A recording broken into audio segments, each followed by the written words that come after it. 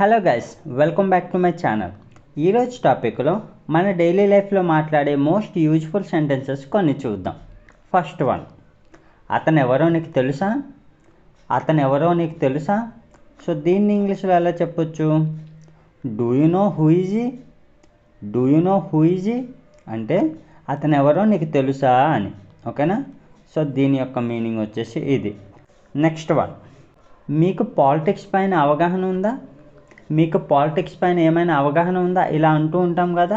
So దీన్ని మనం ఇంగ్లీష్లో ఎలా చెప్పొచ్చు అంటే are you aware of politics? Are you aware of politics అంటే పాలిటిక్స్ పైన ఏమైనా ఐడియా ఉందా? ఇలా అంటుంటాం కదా. సో దాన్ని మనం ఇంగ్లీష్లో ఈ రకంగా చెప్పొచ్చు. నెక్స్ట్ వన్, నేను నీకు చెప్పకుండా ఉండాల్సింది. నేను నీకు చెప్పకుండా ఉండాల్సింది. సో ఇలా కూడా అంటూ ఉంటాం కదా. సో దీన్ని మనం ఇంగ్లీష్లో ఎలా చెప్పొచ్చు అంటే I shouldn't have told you. I shouldn't have told you అంటే నేను నీకు చెప్పకుండా ఉండాల్సింది అని. ఓకేనా?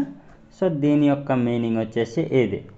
నెక్స్ట్ వన్, నేను ఇంగ్లీష్ నేర్చుకోలేకపోతున్నాను.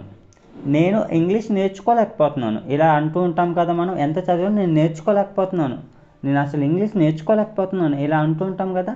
సో దీన్ని మనం ఇంగ్లీష్లో ఎలా చెప్పొచ్చు అంటే I'm unable to learn English. I'm unable to learn English అంటే నేను ఇంగ్లీష్ నేర్చుకోలేకపోతున్నాను అని. ఓకేనా?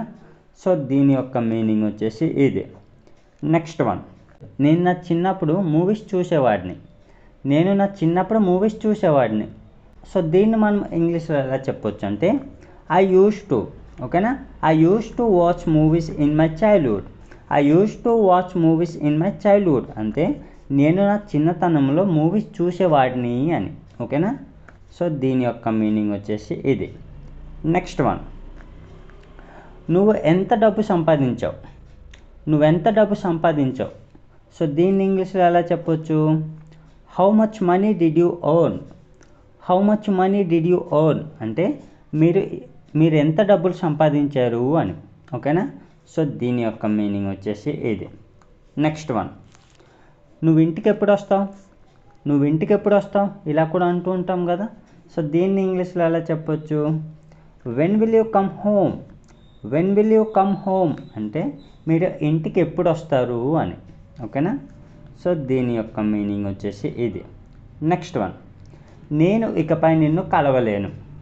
నేను ఇకపై నిన్ను కలవలేను, ఇలా అంటూ ఉంటాం కదా. సో దీన్ని ఇంగ్లీష్లో ఎలా చెప్పొచ్చు అంటే I cannot meet you anymore. I cannot meet you anymore అంటే నేను ఇకపై నిన్ను కలవలేను అని. ఓకేనా? సో దీని యొక్క మీనింగ్ వచ్చేసి ఇది. నెక్స్ట్ వన్, నేను అలా ఆలోచించలేకపోయాను. నేను అలా ఆలోచించలేకపోయాను, ఇలా కూడా అంటూ ఉంటాం కదా. సో దీన్ని ఇంగ్లీష్లో ఎలా చెప్పొచ్చు? I couldn't think like that. I couldn't think like that అంటే నేను అలా ఆలోచించలేకపోయాను అని. ఓకేనా? సో దీని యొక్క మీనింగ్ వచ్చేసి ఇది. నెక్స్ట్ వన్, వదిలే మార్నింగ్ చూద్దాం. వదిలే మార్నింగ్ చూద్దాంలే, ఇలా అంటూ ఉంటాం కదా. సో దీన్ని ఇంగ్లీష్లో ఎలా చెప్పొచ్చు అంటే leave it will see morning. ఓకేనా? Leave it will see morning, వదిలే రేపు చూద్దాం, ఇలా కూడా అంటుంటాం కదా. Leave it will see tomorrow. ఓకేనా? ఇలా కూడా చెప్పొచ్చు. సో దీని యొక్క మీనింగ్ వచ్చేసి ఇది. So that's all friends. So ఇలాంటి సెంటెన్సెస్ యూజ్ చేసి మన డైలీ లైఫ్లో సింపుల్గా మాట్లాడవచ్చు. సో మీకు ఈ టాపిక్ యూజ్ఫుల్గా అనిపిస్తే లైక్ చేసి సబ్స్క్రైబ్ చేయండి. Thanks for watching.